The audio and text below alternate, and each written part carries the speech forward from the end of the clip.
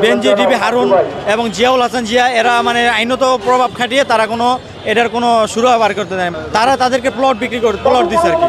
যেমন জিয়াউল হাসান জিয়াকে প্রায় 15 বিঘার একটা প্লট দিচ্ছে নাওতে। কুত্তাবিজান আন্ডার রফিক শফিক আমার নাতিরে বাড়ির জায়গার লেগে 35 জায়গা, এই জায়গা না দেওয়াতে আমার নাতিরে আমার ছেলের আমার বাদ গিয়া হামলা দিছে রাতের 3টার সময় গিয়া।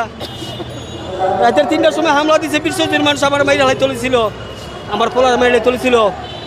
এই বাড়ির জায়গা না দেওয়াতে আমার নাতিরে হাঞ্জাবালা নিয়ে মাইরা ফেলাইছে। এই কুত্তাবিজান মিজান রফিক শফিক আমি ওকে ফাঁসি চাই। মিজান রফিক কুত্তা মিজান আন্ডার রফিকও ফাঁসি চাই, আর কিছু চাই না। আমি বিচারের জন্য আইছি।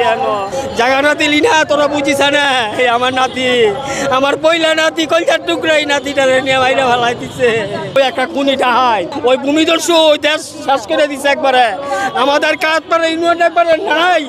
আল্লাহরে ডরায় তোমা, আল্লাহরে এতানি ডরায় নড়ে, সেই ডরায় মাইছে। আল্লাহর এতানি ডরায় না, পুরা করা নাই। শব্দের এক ফাইতে অত্যাচার শুরু করছে। জায়গা সম্পত্তি সব লয়ে যেতেছে গা। মাইসের বাড়ি ঘর ভাঙ্গা লাইছে, এক হোসেনের বাড়ি ভাঙ্গা লাইছে। কত মাইসের নিচে তো আরেকটা মার্ডার করে লাইছে, 2-3টা মার্ডার করে লাইছে। ওই কোনো বিচার নাই।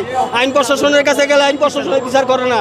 কয় মিজান আন্ডার রফিক শফিক অগ কোনো বিচার নেই, অগ সারা বিচার করেন, আমরা বিচার করবো। অগ কোনো বিচার নেয় না। 1 ডিসেম্বর 23 সাল বাসা থেকে বিকেলে অপহরণ করে নিয়ে নদীতে ফেলে দেয়। এটা জায়গা সম্পত্তির কারণে, মানে জায়গা আমার এলাকায় জায়গা ছিল, জায়গা না দেওয়ার কারণে আমার কাছে যেমন জায়গা চাইছিল, আমার বাপের কাছে আমার কাছে চাঁদা চাইছিল। জায়গা সম্পত্তি না দেওয়ার কারণে ওরা আমার ছেলের অপহরণ করে নিয়ে চাঁদা চায় এবং না দেওয়ার কারণে ওরা নিয়ে মেরে নদীতে ফেলা। চাঁদা চাইছে 5 লাখ। আইনগত ব্যবস্থা আইনের কাছে গেছি, কিন্তু আমরা কোনো আইনের কাছে কোনো বিচার পাইনি। আইনের কাছে যাওয়ার পরে আমরা মার্ডার মামলা করি। মামলা করার পরে যখন বলছে আপনি কাজের নামে মামলা করতে চান, পরে মামলা দিলাম। দেওয়ার মধ্যে আমরা মামলা যাদের নামে মামলা করছি, দেওয়ার পরে রফিক এবং মিজানের নামে দেওয়ার পরে বলছে কি রংধনুপুর চেয়ারম্যান বলছে, আমি বলছি বলছে ওদের নামে কোনো মামলা নেওয়া যাবে না, উপর থেকে নির্দেশ। বেনজির হারুন এবং জিয়াউল হাসান জিয়া এরা মানে আইনত প্রভাব খাটিয়ে তারা এটার কোনো শুরু বার করতে দেয় বা কোনো করতে দেয় না। তারা তাদেরকে প্লট বিক্রি করে প্লট দিচ্ছে আর কি। যেমন জিয়াউল হাসান জিয়াকে প্রায় 15 বিঘার একটা প্লট দিচ্ছে নাওতে।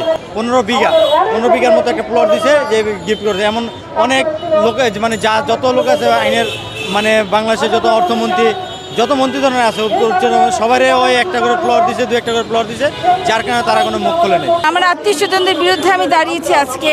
আমার বাচ্চাটা মাইল্ড অটিস্টিক, সে রাগ করে বাসা থেকে বের হয়ে গেলেই আমার আত্মীয় স্বজনরা তাদের লোকজন দিয়ে আমার বাচ্চাটাকে আটকে রাখে। আজকে 3 বছরের কাছাকাছি হয়ে গেছে, আমার বাচ্চাটাকে আমি পাচ্ছি না। আমি অনেক রিকোয়েস্ট করেছি, অনেকবার আমি থানা পুলিশের কাছে গিয়েছি, কিন্তু তারা আওয়ামী লীগের ক্ষমতাধারী আওয়ামী লীগের আওতায় থাকার কারণে তাদের নাম নিলে আমাকে থানা পুলিশরা সাহায্য করে না। আমি এভাবে রাস্তায় দৌড়াচ্ছি, আজকে অনেক বছর ধরে দৌড়াচ্ছি, আমি কোথাও কোনো সুরাহা খুঁজে পাচ্ছি না। আমি আমার দেশবাসীর কাছে আমার অনুরোধ যে আমার বাচ্চাটা ফিরে পেলে আমার আর কিছু চাওয়ার নেই, তাদের কাছে আমার কোনো অভিযোগ নাই, কিচ্ছু নাই। তারা তাদের মতো থাকবে, আমি আমার মতো আমার বাংলাদেশি নাগরিক হিসেবে যে অধিকারটুকু নিয়ে আমি বাঁচতে চাই। আমার বোনের বাচ্চাটার জন্য দাঁড়িয়েছি, তাকে সে বাসা থেকে বের হয়ে গেছে আর ফিরে আসে নাই। তাকে আমার আত্মীয় স্বজনরা আটকায় রাখছে, আমার আত্মীয় স্বজনরা আওয়ামী লীগ করে।